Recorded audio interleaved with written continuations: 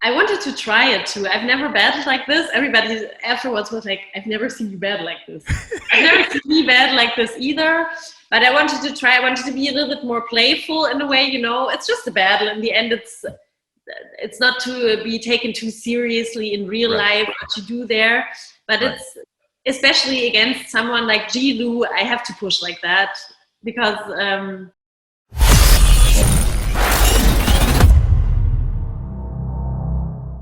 So, outside of your personal competing, like we touched on before, you actually organize an event called Queen 16. No, we need more B-girls, and we need us all to get together and, you know, do events and hang out and Cypher. And so my name is A+. Queen MB, B-Girl React, Lady 1, JK47.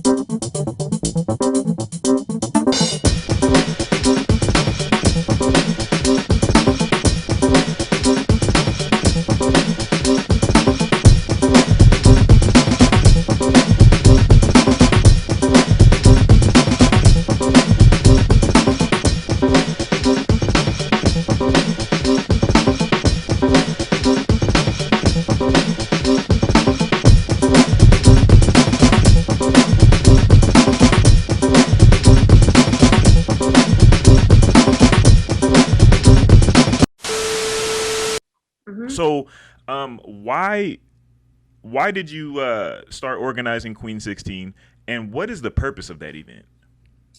I have to first mention and give a shout out to Abe and Chips from Seattle, Abe from Sacramento and Chips from Seattle from our crew, who started the whole thing. They're doing the Sweet 16 battles in America.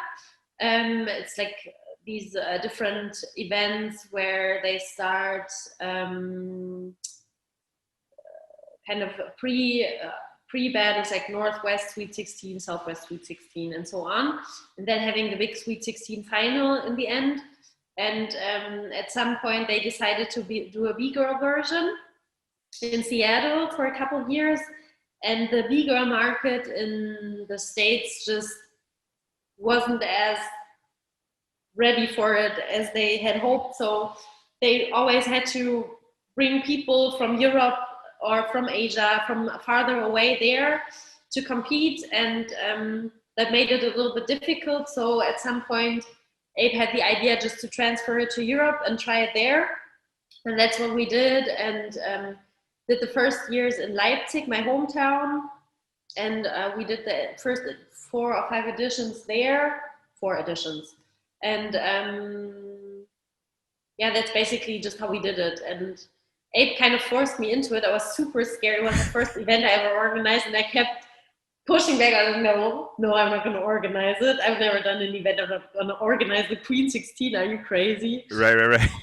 But then at some point he had me convinced, and I started doing it with Eve, with one of my good friends and crewmates. And together it was good. 2 people, it was all right to organize, even though the first years we had just a lot to do, because we were not really prepared on how to be able to chill at an event. Right. Yeah. I'll share a story with you. And shout out to my crewmate, Alex, bboy godson. Back when I was still in college, I started doing, Actually, I didn't want to do an event, but I started a club at our school, ASU. It was called Underground Movement, right? And the purpose of the club basically was because they kept kicking us out of different spots at my university. Like, you can't practice here, you can't practice there, you can't do this. And then we were like, why not? They're like, well, because you're not a club. Okay, start a club, you know? And then starting a club turned into them saying that I should do an event. And I was like, I have no event experience. Alex came up with a name. It was called Rec Center. And I was like, that name is whack. I was like, I have no experience. That name is whack. This is going to be a tragedy, right? That's what I'm thinking. Like, this is going to fall apart. It's going to be whack. And now, granted, too, I had just moved to Arizona. So I'm within my first year of being in Arizona. So it's not like a lot of people even know me here at that time. You know what I'm saying? So everything is against me. We do the event. The event was actually a success. the you know, the community supported it, and we were able to give even $1,000 to like it was like a school for homeless kids. And Nice. so after that, I was like, oh snap. Well, you can do positive things with these events, and maybe I can do the event. And that eventually turned into the NBL years later, and then I was doing series events and so on and so forth. So I say that to say I definitely feel you when somebody else is like, you should do this. And you're like, I can't do this. You know? So, but anyway. So from my understanding, and correct me if I'm wrong, uh Queen 16, like you guys have panels and discuss like topics and issues that are important to the female B girls, right? The female breaking scene. Is that true? Yeah. Okay. Now, do you think that more events should do that? Because I know a lot of events are like just come compete leave, come compete leave, but you know, giving voices to the females or giving voices to, you know, whatever sector of the culture is, in my opinion, very important. Do you think more people should do that? Of course.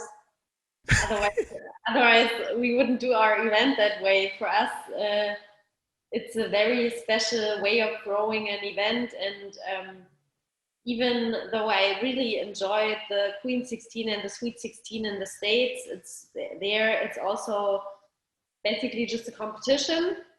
And we said we want to do a festival. It's more of a festival character.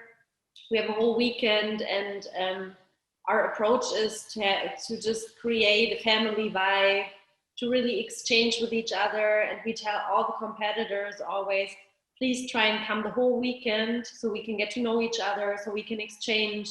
So yes, in a way, we do the panels also to have a proper situation to discuss things. But basically, it's just about exchanging and getting people together, and just trying to have everybody have a good time, not just battling one round. For some, it will just be one round and then leaving, but to really have a good experience and go back and taking back good stories and good memories. And we do that with having little parties. It starts with that you can just enjoy yourself at little dance parties. And then of course we have these discussions. They started out in the beginning with a project called What's Your Story, where we just wanted to give B-girls a voice, where they could just tell their story on how they started in their country. Because for us it's also interesting, you know, people, Tamala from Slovenia came, or Messi Mel from Sweden, who has a totally different story, how they started, what influenced them, what had impact on their personal life, on the breaking life. So it's usually really interesting to hear those stories. And that's what we did in the beginning. And of course, out of this, discussions just arrive, and B-girls come, especially with Messi Mel from Sweden. It was very, very touching because she told her story on how she was, how the whole breaking scene in this men-dominated situation had a big influence on her romantic and sexual life also. And she was so honest at this event telling all that. I don't want to really deep into it right here, but no doubt. It was just very, very intense on how honest she would speak in an audience like that. And also through this, as one of the big parts, there was also in the situation where the Me Too debate and the hashtag Me Too movement was really big, and she was really pushing it for Sweden. And this was like one of the waves where she was just telling her story, and it was just getting bigger and bigger. And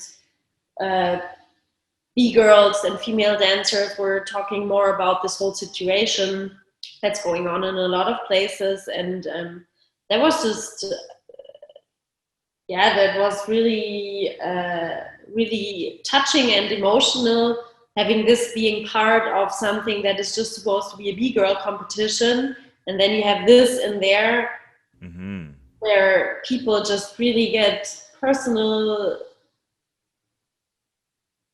and just kind of vulnerable, right? Right, yeah, and get vulnerable, and that in such a big international event. So that was really important for us, and we realized how much is also possible and can kind of bring you together like that too. That's crazy. And it's really important to hear the stories and to hear what crazy shit can happen when it comes to that. But on the other hand, I feel like it's a very, very vulnerable field, because it can also go in the direction of putting men in a very dark place, and a very